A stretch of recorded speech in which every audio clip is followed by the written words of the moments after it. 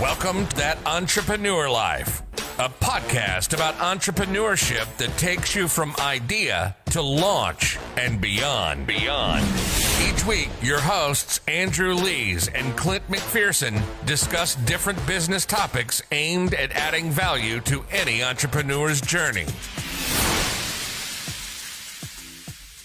Hey guys, I'm Andrew Lees, and I've got Clint McPherson here, and we're going to coming to you from That Entrepreneur Life. This is episode 3. Yeah, man. 3. We made it. Exactly. 1, 2, 3. No dos tres. Yeah. And we got it. So my thing is today, what we want to hit everybody with on today's episode is basically expectation management. Yeah. As an entrepreneur. Yeah. Right. Because wow, it's critical. It's very critical. I mean, after our first 2 episodes, this is something that I really believe in, and something we were discussing offline too, that expectation management with not only one, yourself as an entrepreneur, but 2, with actual clients. That's even a bigger hurdle. And so that's what we want to dig in today, man. Yeah, definitely. Yeah, I mean, we were just talking offline a little bit about this, and we both got pretty deep into a couple of situations that we're both dealing with. So we're like, all right, let's hit record and start talking about it, because it's, it's really, really important to manage the expectation. When you're talking about clients, for sure, you have to make sure that you all are on the same page about what you are delivering to them, whether it's a product or a service. Is it a one-time thing? Is it an ongoing thing? Are they paying a subscription for it? And do they expect some level of customer service on an ongoing basis? And they should know exactly what you're delivering to them, and you should communicate that clearly right from the beginning. And I always think it's good to err on the side of under-promising and over-delivering. So, you say, you definitely, you have to strike a balance of, you want to get more clients, but you don't want to do that at the sake of giving up all, a whole bunch of your time, or, a bunch of free stuff, a bunch of perks that is going to end up, biting you in the butt down the road. You want to make sure that it's, that they have a really reasonable understanding and expectation of what they're getting. And then if you can do any better for them, than what you're saying you'll deliver, and it's efficient for you to do that, by all means, go for it. That's awesome. They should just be that much more, impressed and excited to continue to do business with you. Oh yeah, I agree. I think like you said, being clear, concise up front, and letting them know, there's a scope of work at hand, right? So if a client comes to me and asks for a website design, or they come and ask me, to manage their social media account, or to set up a pay-per-click campaign for them, when you invoice them, or when you have these conversations with it should be in black and white, right? To where this is what you're going to get for this price. Mm-hmm. But I think a lot of them, when you start over delivering to a certain extent, because I always try to over deliver, I always try to add that additional value, that when they think about my company, they're like, man, he went above and beyond, what he said he was going to do. But then that can come and bite you in the butt a lot, because, for instance, if you do something on a website, throwing one of the recent things I've went through is I did a website for a client, and then I noticed a problem on something else, right? On their Google My Business. I brought it up to them. I cleared it up. And then it was one of those things that, it was an expectation, because I did that one small thing for them, that it turned into an expectation of me continuing to do stuff for free on a side to them. And I'm like, really, dude? At the end of the day, we all run businesses, and we always try to add value. And I don't try to nickel and dime any of my clients. It's what you're going to get typically when you pay me, right? It's going to be there. And if any scope creep comes, and if I'm going to charge you for anything, I'm not just going to go do it and then you're going to receive a bill. Yeah. I'm going to let you know, hey, it's going to cost this much to do A, B, and C that you just requested because one, it's not within my 30-day window or whatever it is that we came up with initially, and it's actually outside of the scope of work. So setting those expectations at the beginning is very important, where I failed early on in my business of not doing that, right? Of having a project that a client said, I want A, B, and C done, and then I do A, B, and C, but then I add, D, E, and F, just because. And then now it's like, okay, can you also do this? And I'm like, okay, I'll do that too, right? I'm currently working in it. I'll go ahead and add that while I'm doing it. And then it was like, oh, I noticed this. Can you also add this? Because it'd be good to tie that in. And not thinking about like, I should be charging additional because this is outside of the scope of work. Yeah. And then you get along with it. And now you have a jumbled mess. Like you just completed A, B, and C, but you went all the way to letter Z for free along the way. And now from then on, you just set expectations from that client that they're just going to keep taking as much as they can. And then it turns into frustration on their end by saying, you didn't charge me to do that last time. Or this and that. You're like, get come used on. to it. And then, exactly. Yeah, that's true. I understand. I understand how that can happen. And so, yeah, it's why it's so important to clearly set the expectations from the beginning. And you and I both have service-based businesses. So with us, with a service-based business, you're going to be spending some time with people. So it's not like I'm just going to sell you a product, you get what you get, and then if you don't like it, return it. If whatever. Exactly. You're really, you're working through a process with people. And so you have to have an agreement set up, at least to just, not to say that anybody's, going to court over anything. Hopefully that, never happens. Yeah. But at least to just, it's a document that has, this is what I'm going to deliver to you. This is the project. This is what I'm going to deliver. And this is what I expect from you. And part of it, it's not all about just payment. Some of it is communication. Yeah. A lot of it is communication too. And I always tell my clients that, the better that they can communicate with me, or, the more good, healthy communication we have together, the more successful a project's going to be. Because they're dragging their feet getting back to me about something, then it's just going to, it's going to drag things out. I never thought that could be, when I started my business, I thought that's never going to be an issue. People are going to get right back to me. Well, I had one project where, I charge a certain way, and I don't charge the final like 25% of my fee, my project fee, until the project is completed. I never expected anybody to drag their feet so long that that would that I wouldn't get paid for a really long time. But that happened with a project.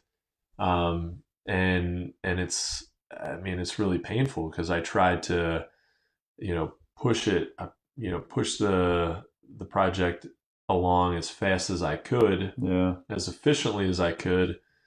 They wanted a solution, they wanted a particular solution. I designed it for them. They didn't like that. We went back and forth for like 8 months, and then they said, "Oh, we wanted the thing that you said in the beginning." Like that was, and it was so frustrating because I was trying to tell them the whole time, it's not really what they wanted, wasn't reasonable, and it wasn't going to work. And I ended up doing all this extra time, and it dragged the whole project out and dragged me getting paid out. And they were frustrated, I was frustrated. So yeah, it's just you got to set expectations from the beginning. And I did have to be we had an agreement. I had to be pretty strict about it, and you just have to stick to that. So yeah, I agree, man. When you look at it, and again, communication is key, right? Communication is key to, one, for that expectation management, and two, to just continue to communicate, because I've been in the same situation where a project, just a simple website should not take a long time to build, right? Especially small websites. Last year, for instance, in 2019, I had a project that, I was okay with taking. It was a small website project. I try to steer away from websites if I can, right? Because again, the money's only there for a short period of time. You want the recurring revenue. And unless the client signs up for a monthly maintenance package, you're not getting that recurring revenue. It's a one and done type thing if you do it right. Right. And so, yeah, you might have to make some edits here and there, but it's right few and far between. So that's not really where the money's at. So, but I took it, right? And so started doing it, and everything was just predicated on a video being done, right? Like well, how I do it is I receive 50% of payment up front. So their skin is in the game. So they're committed, right? And once they do that, then my process starts of saying, okay, I need this, this, and that, right? I've already gave them a client onboarding checklist, something they know, like, here, I need this filled out first. Once I get all this information, I can send you over the estimate, quote, invoice, whatever stage we're at. And then that 50% payment comes, and then the process starts moving, right? 50% upon completion. So as long as they're happy with the product, I don't need to make any changes. We're good, right? Yeah. But I received 50% of the payment. I did their whole entire website. All I had to do was add a video that they said they were going to get done in a week, right? The video never happened. The video kept drawing out, and they didn't, and they withdrew payment until that video was complete, and it took them damn near 7 months. So on a simple website that was only like 5-6 pages, man, I committed all this time to doing this, and I added additional stuff for them because I'm like, oh, this video is gonna get made. No, basically it was like, I kept reaching out to them. Communication wasn't there. They were ignoring me. And it wasn't like I wasn't pestering them and saying, what the hell? Like, every day I was emailing you. It was like, okay, I would just check in once a week because you told me the video was going to be done in a week. And typically I would wait till the end of the week, right? Or midweek and say, hey, just wanted to follow up to check the status of the video. And again, the communication wasn't there. Right. So, but the expectation, my thing is like, look, if this process goes over a certain period of time, right, I need to let the client know, like, I'm going to have to receive payment. Yeah. And I will upload your video after, even after you paid me, the project's complete. I'm not wiping my hands of your project because I'm still obligated to add a video because it's in black and white to your website, right? Yeah. And so that's my whole, like, guy, you can't just pocket, like, keep, like, I earned the money already. Right. I put, I was digging the ditch. Right. I was doing the work. I was muddy, right? And like, I'm ready to get paid. I got to go take a shower, bro. Game's over. I'm finished with the job. Right? Like, outside of, hey, I got to add a simple video. I already had the section laid out for it, right? Right. It's all good. Give me the information I need and let's move on. But again, the expectations, on my end, I should have been more forceful with it and saying, look, something has to give eventually. But I didn't set that expectation, so they took advantage of the situation. And what you do have a lot of times, if you're not clear about it, no matter what service, no matter what business you own, clients are going to take advantage of it. I mean, that's just simple nature of the beast, and I just think if they have simple ethics and morals, that, like, you would understand, like, this is not the right thing to do, but they do it, man. Oh, yeah. Yeah.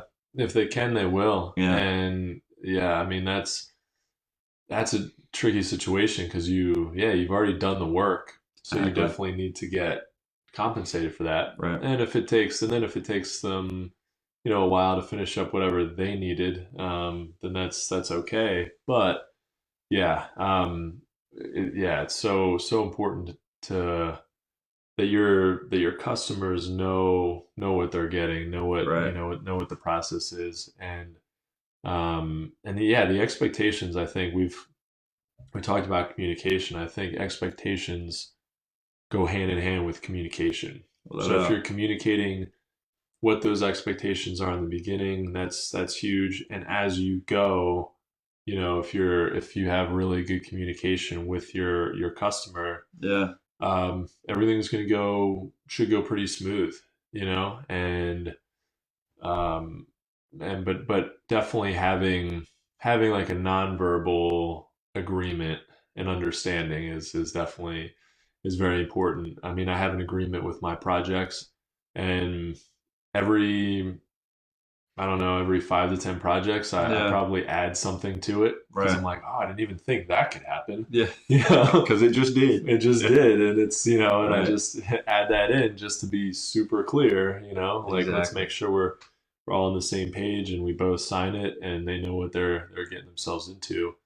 And it goes the other way too. I mean, I think it's important for clients and for customers to hold, or as a business owner to be held accountable for what we're doing too. Right. You know, without a doubt. So it's great because those agreements help to define that. Yeah. And they make sure, you know, if I ever question, did I really say I would do that? You know, I just go back to the agreement. I'm like, oh yeah, I did say that. I'm going to get it done. Or no, I didn't.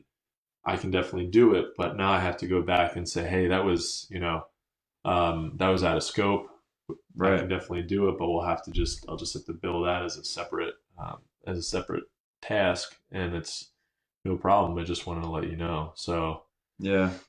Yeah. And it's all about, like, you know, getting what you deserve at the end of the day, right? As an entrepreneur, we can cut ourselves short to a lot of things, right? Doing a lot of free things, or getting to that mindset of, like, one, adding additional value, but you're adding that value at the detriment of what you have going on outside of this current project, right? Yeah. You start doing that, and again, they start realizing, oh man, I can ask him for this too. It's something small. I'm sure he's going to do it. Yeah. And then they get in that habit, and it just creates a bad habit. And then it starts creating undue stress sometimes for you. You're like, I want to charge them, but I shouldn't. And dude, I'm telling you, I was horrible at that when I first started my agency, right?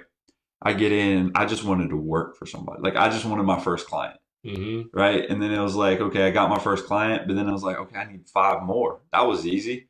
Let me do this. But it was never setting expectations for anybody along the way. It was just like, oh, you need me to do this? I'll do it. Yeah. And then I was like, okay, I'll just do this too.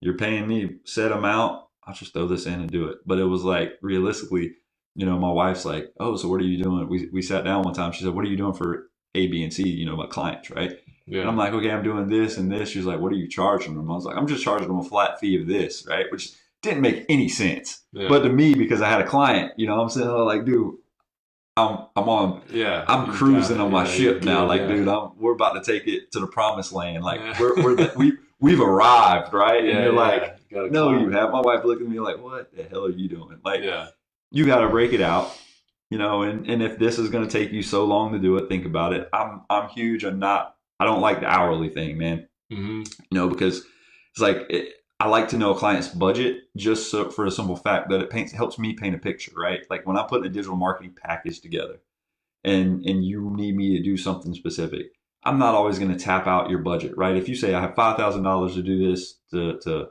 build this out and build this out, I'm going to try to see how I can do it as efficiently as possible to, one, save you money, but deliver a good product at the end, right? Yeah, and maybe have a little wiggle room. Exactly. Because inevitably things do take longer than you expect. Yeah, no, without a doubt, because you run into undue things that, one, you know, it might be something new, right? And so again, like, along the process, you're like, I didn't know that can happen. Yeah, but it happened, right? And so you take a mental note, or you, like, have to add that later on, but you just got to correct that at the time. And then it's just like looking at it. It's very frustrating because I've cut myself short on a lot of things, right? My wife's like, you got to get paid what you're worth, you know, and you're doing all of this, and, like, you're not bringing anything. And, you know, like, my first year was like, just, again, it was a learning experience. And then there was a lot of red flags that I would just, like, bypass and just, like, like, if I really sat there and thought about it, it was like, you start looking down the list and, like, I probably should have never done business with this person because, and I mean, you can list all the way down to the letter Z, right? But you're like, money, right? And so my mind is like, I see green.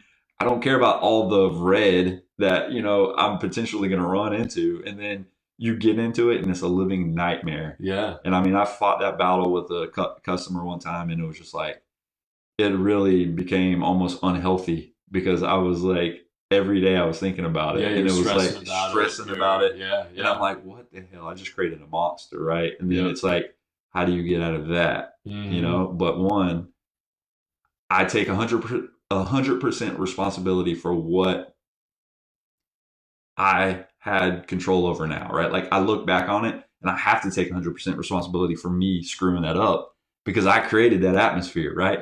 I allowed all that to happen to create the crazy shit that I went through. Yeah. It was like, what is going on? What did I do? How can I get out of this? And I can't. Yeah. You know, it was like, geez, time out. There's no timeouts. Like you can't, like in a game, you can, you know, playing football, you have 3 timeouts a half.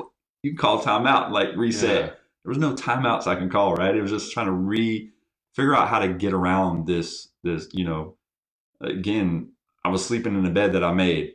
So it was like I had to figure out a way to get out of that, and it was like and just get through it and get right, get finished and then wipe my hands clean of it, and then say, look, red flags are a good thing to look at and say, hey, hell no, not doing that, not touching that with a stick, not even if you asked me and said I have $1 million, I'm good, man. I'll pass.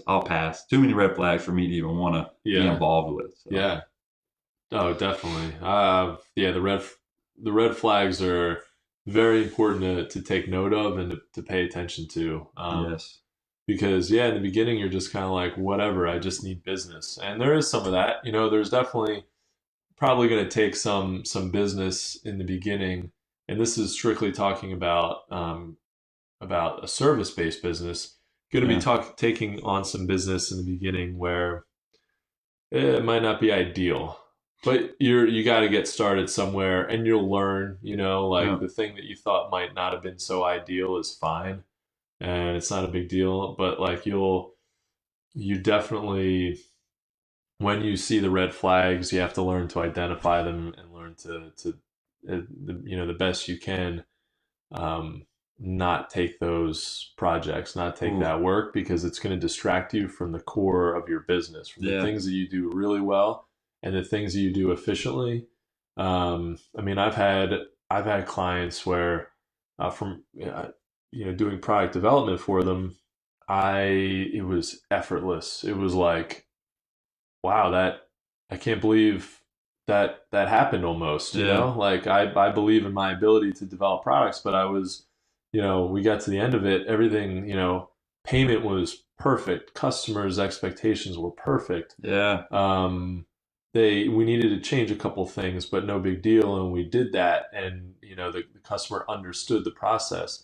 And then, you know, we made prototypes and, you know, and they came out really well. We had to, again, make a few changes because nothing comes out perfect in the beginning, but it's just like, it was such a smooth process and it went exactly the way that it should. You know, even with the imperfections of it.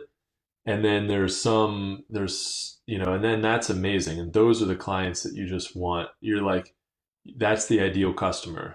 Exactly. And that's one thing you got to figure out early on in business is what's your ideal customer and how do you find more of them? And the ones that throw up red flags that are really difficult, they might have money. They might be able to make money from them, but they might be such a distraction from the more efficient, you know, business.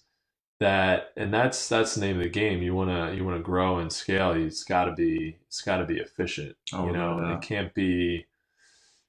You can't just take work for the sake of work. I mean, I've turned down a couple of big projects where it just I wasn't comfortable with the way, with the expectations that were there from the customer.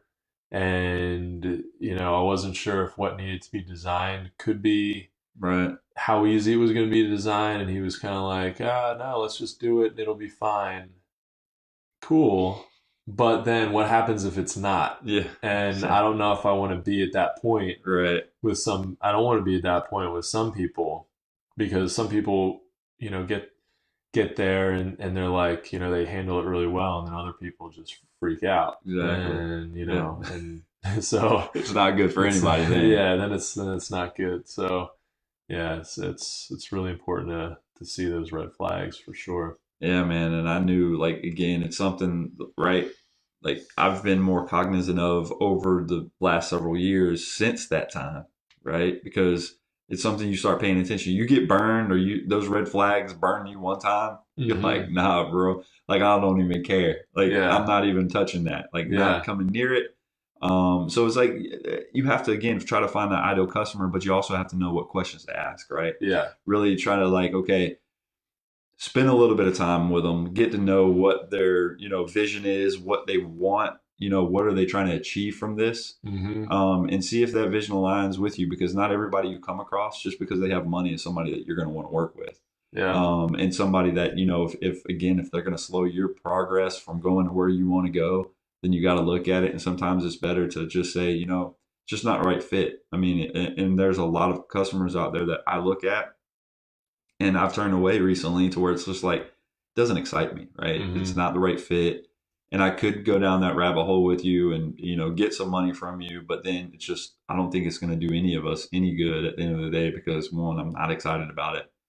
Two, I really don't understand where you're trying to go with this. And then three, it's just like, again, those red flags, there are red flags that I see right now that I'm just not going to compromise on. Right. Yeah. And then having that already in your mind and knowing that there's certain things, whether it's through ethics and morals that you have in place that, like, I'm just not going to go there or allow myself to get there. Yeah. To even be at a bad place, because I remember, man, it was like several months of like just undue stress to where it was, I was taking stuff out on my family, I was never happy and content because I had that black cloud just lingering over my head, right? It was like I was in a thunderstorm that I couldn't get out of.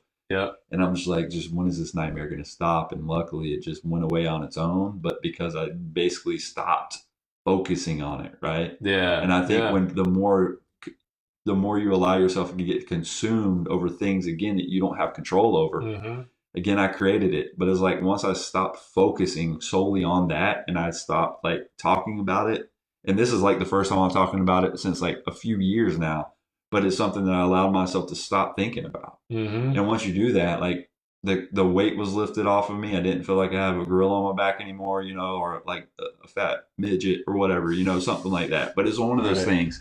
It's just, I didn't feel like the weight was lifted off my shoulders, man. And I felt like, dude, I don't have that purple elephant just on my back, just hugging me to where like, I can't get up. Like, get off, man. Yeah. Like, move. Yeah, but now again, man, I was like, else, it was positivity, and I was just thinking, and it was like, it worked itself out. I mean, I was like, whoever did it, thank you, right? Like, I'm just glad. I mean, however the universe let that happen and like go away, I'm so glad right now, because now I'm not in a negative space. Now and again, it was something that I was still able to grow my business slowly. But that slowed me down, man. Like the momentum was gone. Yeah. Like lost, like completely. And so I was still like making headway, but I was like, that year, again, it was my first year, and it was just like, I was not where I wanted to be. And ever since then, I've always committed myself to like, one, setting the expectations, communicating with the client, and also looking at those red flags and just saying, look, no matter what, I can't allow myself to go there. As much as enticing as your offer is right now, there's just going to be too many problems, right? And you don't have to tell them that way, but to me, in my mind, it's like, your offer's enticing. I appreciate it. Thanks for thinking about me, but it's just not the right fit. Just moving on from that, and not allowing yourself to be tricked. And saying, bro, you got money? Let's do it, right? That's just not the right mindset you have to go with, right? Yeah. Exactly. So, yeah, and even just knowing how, I mean, maybe you could take on a similar project, but in the future, but make sure that maybe from a different. It sounds, and a lot of it does come down to the relationship between and the communication between the business or yourself and your client. So my guess is that a lot of the issues really originated there, and probably with the client not understanding things and trying to put too much undue stress on it. I'm working through a project right now where I've got a similar thing. It was a black cloud over me for a couple weeks, sure. Like, yeah, I mean, I got kind of, like not the best email one night, and I made the mistake of kind of late at night before I went to bed reading it. Oh, okay. Yeah, I read it and I was like, oh man, well, I was gonna sleep, but now I'm not, Yeah, yeah, yeah. Now I'm up, Right. I'm sitting there in bed just like going through all the bad things that could happen, if it didn't work out and it happens to be a manufacturing um coordinating manufacturing for a client. Okay. And man, manufacturing is very very difficult, and the product development process went so smooth. I had such a great experience Yeah. with them. I could tell that they knew what they wanted. Right. I could tell that they really knew what they wanted, which is a good thing. But I could tell that they were strong and kind of hard nosed, and that came out and then some in the manufacturing process. It's not something like I'm working with a factory and I'm managing it. I'm trying to coordinate it, and it's not that's a process in and of itself to get a new product from from a prototype through manufacturing. Because we had a we had a prototype that worked perfectly. Right. I created the design, made the prototype. We had to tweak some things. Went through that process. Prototype worked perfectly, and it's taking a while to get through the manufacturing process. And Mm. some of that is me needing to communicate, to make sure that I'm communicating effectively with the factory Yeah. and making sure that they understand exactly what we expect. But at the same time, I'm really managing expectations hard on, with my customer now. Yeah. Yeah. And I got pretty upset about it for a while, and was like, man, how's this gonna work? And I gotta, at the end of the day, all I want to do is deliver them an amazing product. Yeah, And exactly. that's then what I focused on. And Exactly. that's when I just started focusing on it. I'm like, and they were really, really pushing things, rushing things to get done Yeah. super, super quickly in an unrealistic time frame. So I pushed for that, and still pushing things to be done relatively quickly. But but if you put too much stress on the whole process, you're not going to get what you want anyway. Yeah. So it's better to be like, hey, this takes time. Um, you really have to trust the process, and and understand that it's, even though you think you can manufacture a product and go from prototype to full production run in a couple months. So like it's not that's not how it works. And so yeah, I've been managing expectations on both ends, but Yeah. like been sleeping a lot easier now that I'm just really really taking control of it and being like, this is what we can do. Right. That's it. And knowing that. Like that's it. This is Right. this is what it is. This is what we can do. Yeah. I'm not going to overpromise you. I'm Yeah. not going to paint you a pretty picture of how it could be. I mean, I might say, hey, this next phase is going to take 4 weeks. Maybe we can get it done in 3, but assume that it's 4. Assume that it's 6. That way Yeah. we're good. Yeah. Um, and since I adjusted those expectations, it's been better. Hmm. So it definitely makes me reconsider how I approach it from the very beginning. Yeah. But sometimes you can adjust on the fly. But some things like it sounds like with your project, there was no hope. There was no No, like man. salvaging it. It just needed to be. No, because it's one of those things. It's like when I read something, it's like black and white, right? There's no, okay, confusion. And if there's confusion, I always ask the client, like, if you have any questions or if anything sticks out to you that doesn't make sense, let me know. Mm-hmm. And then when you try to take something that says whatever it says and you're like, well, shouldn't that be included? No, it shouldn't, because it doesn't say it. Right. Yeah. Like, it's not it, you know, like imply a task is like black and white is what you're going to get. Right. And then if I'm building a website, okay, an implied task, I don't have to put, I'm going to add your logo to the top, whatever corner. Right. Right. Because your logo is going to be on there, or add a header to it. I don't have to break it down into so fine details to where it's like, okay, we can read it. You're going to get a home tab. You're going to get a about us, whatever. Yeah. Some of that stuff's implied, man, you know? Because at the point that you break it down so granular, you could have started the website already, right? Exactly. You could have just started the work. Exactly. But then, it's just that brings too much like a checklist down, or like, okay, you missed this and missed this. And like, if I agree to do something, even if it's in a verbal conversation, I'll do it, right? Like, I'm like, okay, I remember saying that, I'll go do it, right? Yeah. But there are things that sometimes when we get in projects, again, like one, might not remember saying it, or two, it's not in black and white, or actually it is in black and white, but I read it wrong. And so now I got to go back and do it. There's not something to where I go back to the client and say, I never said that, right? I go read and arm myself with what I need first before I come and say, look, it's not in there, but I do remember us talking about it, so I'm going to add it, right? Yeah. Because I have something like it's the reputation of my own company, and if it's something very little and something like, look, they're making a big deal out of it, but it's really not a big deal because all I have to do is add this text or change an address. Yeah. My bad, man. You know, okay, sorry that the header didn't change. Sometimes when I close out of a website, you don't always hit the update button. And you did all these changes and the update didn't happen, and you're like, dude, I know I did this. What's this client talking about? You go check and you're like, oh no, I didn't. Forgot to hit the save button. My bad. Like update.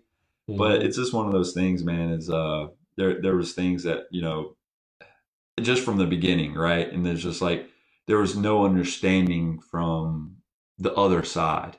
Right. I was understanding where they were coming from, and I understood, their angle, but it was like, but just to be honest with you, I mean, it's like, there's no gray area here. This is what it says, and this is what I did. And it was more like, no, there is a gray area because I created a gray area. And now you have to do this gray area. And I was like, no, yeah, I'm not down for that. Right. I'm not down for my clients telling me what my scope of work is when you've already signed off on it. There hasn't been any questions. There wasn't any modifications to it. We talked about this specifically. You agreed with it. But now, because you think it should be included, which is not on, like for instance, okay, if you have a terms and conditions page or a privacy policy, whatever, okay, I understand those need to be added to websites. But unless you tell me something specific needs to be added, I'm just not going to add, like if you want a video added and you never told me you want a video added, and then you get mad at that because, well, I wanted my YouTube video on my website. Okay, well, it didn't say that, and we went through this process. I'll add it for you easily, no problem. But don't say that's an applied task. Right. Don't look at me and say, well, it should be in your scope of work because you know that I have a YouTube channel because you connected it to my website in my social media icons, and you should have known that. Like, what are we talking about right now? Like, is this a website or is this like YouTube? Like, I can make your website where your videos display on your website, but we never even talked about this. And so that was just an example like that, which wasn't the case, but just throwing out without getting into those like details of the project, because don't want to get in trouble by any means of somebody listening to it and be like, oh, he's talking about me, right? So it's one of those it's just one of those things, man. It happened. And like you said, once you flip your mindset, that's the huge thing, is like that black cloud might be hanging over you for a second, but don't allow yourself to get caught up in that, because it can consume you. Yeah, definitely. And I mean, like you said, for 2 weeks, you were consumed with that black cloud. I was consumed a lot longer. But I allowed myself to be consumed by it. So.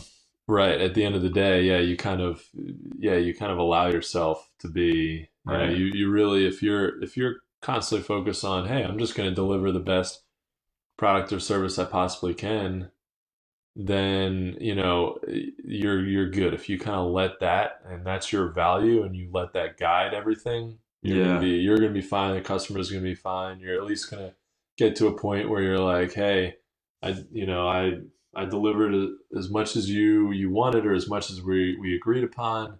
I don't think this is going to work out going forward. So let's part ways or whatever after everything's been settled up to that point. So yeah, and I mean, I think we've been talking a lot about service-based businesses, but even with products, there's definitely expectations there too. I have a product-based business, and what's nice about that is there's more of a beginning and end.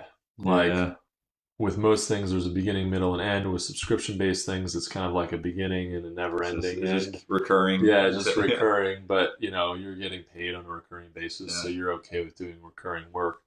But with a product, it's more like a beginning and an end. It's kind of nice in a way because you put a lot of work into developing that product, and you put it out there to the world to sell it, and they buy it, so you've offered it, which is the beginning, and they bought it, that's the end. Right. Once you deliver it, obviously. So right. That's really nice. I mean, but there is always some, not always, but sometimes there's customers who need a little extra help. Either they've seen the product, but they don't fully understand it, so they need some guidance, they need some help. So there's customer service there. So you need to, within reason, like if you were selling $100 product and you spend like 10 hours of your time trying to convince that person to buy the product, well, it's not efficient. You got to figure out a different way to do that. Yeah. You got to either put up more information on your website. You got to, put a little tutorial video together, something. And so you definitely have to make that process efficient. And then after you've sold the product, there's, sometimes customers have questions about the product, or, something goes wrong. You need to fix it. You need to return it, exchange it, something like that. But it's definitely more of a clear, like, beginning, middle, and end, to where, I agree. You sell the product, and for the most part, you deliver the product and you get payment, and like, that's it. Yeah. There's not as much gray area, but I've definitely had customers who want us to build something custom. Yeah. And we've done it, and bad idea. Unless you're really set up, unless you really, are geared to, your business is geared to do that, and that's your focus. Yeah. But so you really have to know what your focus is too, and you just turn those. You have to, be like, cool. You want to spend $1,000 or $2,000 to develop or to make like a variation on a product we already sell. Keep it. Yeah. It's not worth the hassle. Exactly. Sometimes, Yeah. just do what is most efficient, and define the expectations. I think that's the biggest takeaway, and define the expectations right from the beginning, so that every customer, whether it's a product or service thing, they know what they're getting, and that's it. Well, it sets the tone, right? Yeah. When you go in there first, whatever, if it's your first meeting or if it's an existing customer, and they know how you operate, it's just like always being clear, and setting that expectation up front is the way you do it. And ever since I've been doing that, everything has went a lot smoother, right? You'll still have a couple problems every now and then, but setting those expectations up front and saying, look, this is what I'm going to deliver. I'm not going to deliver anything more, anything less. And this is this is how long it's going to take. Typically, I always extend it just in case, you run into a problem, but you always let them know, like, look, and you give them a heads up, if something actually gets in your way from accomplishing and hitting that deadline, you'll be amazed at how, accepted it is for that to happen if you talk to them and communicate. So that expectation, that communication clears a whole bunch of mess, and it doesn't muddy the water as much as if you just take a job on with a whole bunch of red flags and don't set any expectations, right?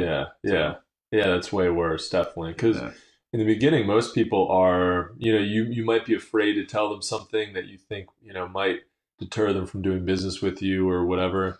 But it's so important to say it, because a lot of times they'll be like, oh, yeah, okay, that makes sense. Yeah. And they're fine. What are they going to say in the beginning? Right. They haven't paid you anything. They haven't contracted with you in any way. Right. They're the worst they could do is say, "Ooh, okay, I don't think we should. I don't think it's going to work out for me." And honestly, if they say that, good, Exactly. good. You're saving, Yep. you're dodging a bullet. Yep. Help me out. Yeah, yeah, exactly. Yeah, I think that whole process is when you look at it from, when you look at it from hindsight and just take a step back, it's like you dodged a bullet, like you said. Thank you very much. High five on the way out, right? Like, you might not want to show that, but man, it's just such a relief, because I think things happen for a reason. We go through experiences and we experience things for a reason. And how we respond to those things is really what I take away from it. Looking at yourself, taking 100% responsibility from what you control, and what you can control is actually setting those expectations. Yeah. Actually communicating with your client. Now, if they don't communicate with you, or they have any expectation management, that's on them. But you got it off your chest. You let them know ahead of time. You let them know beforehand, before the project even started. And then once they agree upon it, or once that first payment comes in and kicks me off of saying project started, let's go, then I just roll from there, man. And so since I've incorporated that, it's just been such a smoother process and not stressful at all compared to what I was doing initially. Yeah, yeah. So that's awesome. I mean, yeah, definitely important. Yeah, and I think, what, episode 3? That's a wrap. I think that's a wrap, man. Yeah, we did good. I think we covered. Yeah, I think we covered it. Again, love to hear what you guys think. If you have experiences of your own that you'd like to share, we'd love to love to hear about them. And so yeah, I think that's it for that entrepreneurial life. Yeah, guys. Episode 3. Yeah, thanks for tuning in, and we'll see you next time. Yeah, we appreciate it. See ya. Thanks for listening to That Entrepreneur Life podcast. Be sure to visit thatentrepreneurlife.com to join the conversation, access our show notes, and discover our fantastic bonus content. Don't forget to join us next week for another episode as we continue to add value. Until next time.